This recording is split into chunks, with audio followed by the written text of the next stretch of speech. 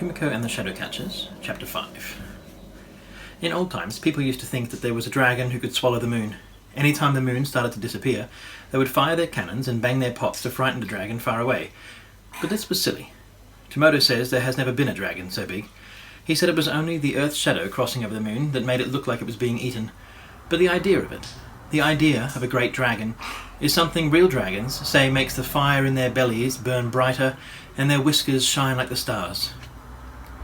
1 week after meeting with the Council of Ancients, it is the eve of such a moon, and the day we decide I should leave to find the Book of Shadows. The sun has not yet risen, and in the quiet of darkness I fumble to put my warm clothes on without waking Mother and Arasu.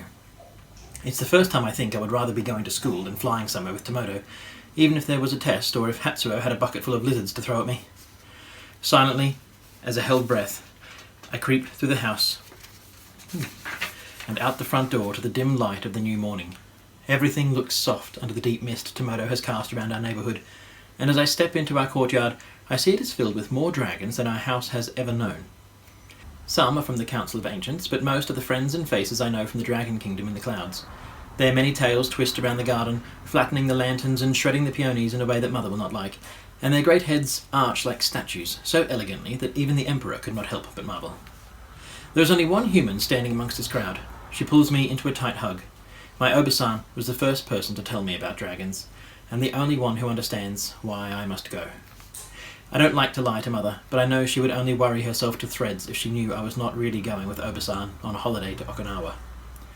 Arasu cried when Obasan told her she was too young to come with us, and I felt very guilty when Obasan pretended to pack her bags.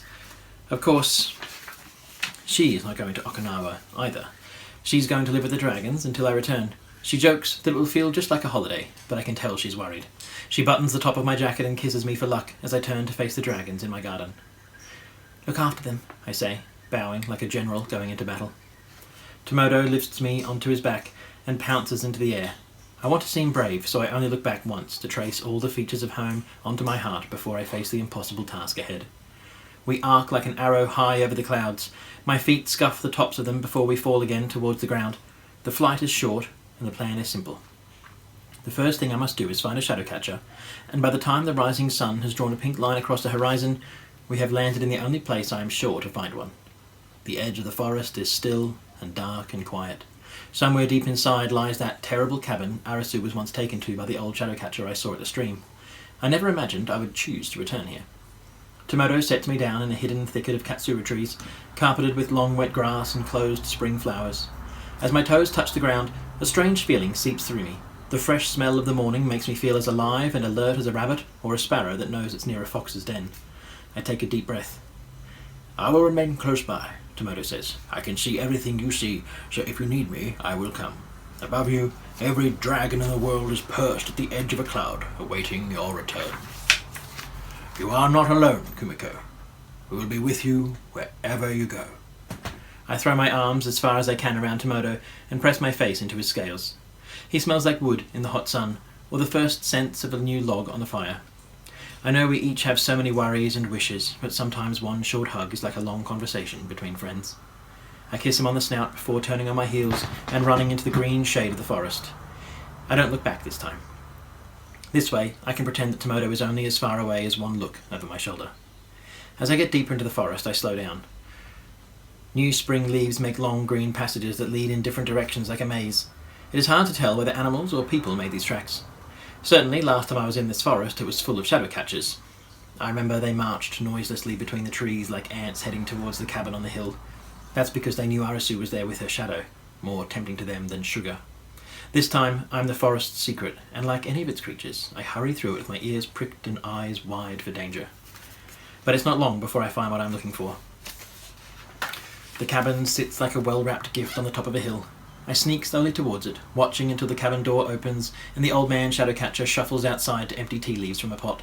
Seeing him makes me feel like I have a handful of clumsy fingers prodding at my tummy, and my chest swells with worry. This is my one and only chance to turn back, to return to the warm covers of my bed before Mother and Arasu wake. It is that moment before a great leap where the other side seems impossibly far away. Slowly I stand up. The wind shivers through my clothes as the boughs of the trees bend and beckon me forwards. I step towards the house, my heart in my mouth and my feet pulling me forwards in a way I can't explain. Like an Oban lantern full of hope and hot air, I rise up the stairs towards the door. There was a time once at school when I was supposed to act as a pheasant in a class play. All I had to do was dress in feathers, flap my arms, and say, "Caw, caw!" When it came time to do it, I flapped my arms, but no sound came out of my mouth at all. I just stood still in the expectant silence, frozen as a midwinter tree. Now I am going over my lines, the ones I have been practicing all week. I roll my hands into fists to hide their shaking as I knock on the cabin door. This time, there is no room for making mistakes. No time to turn around, because when it opens, I must be ready for the performance of my life. Which brings us to chapter 6.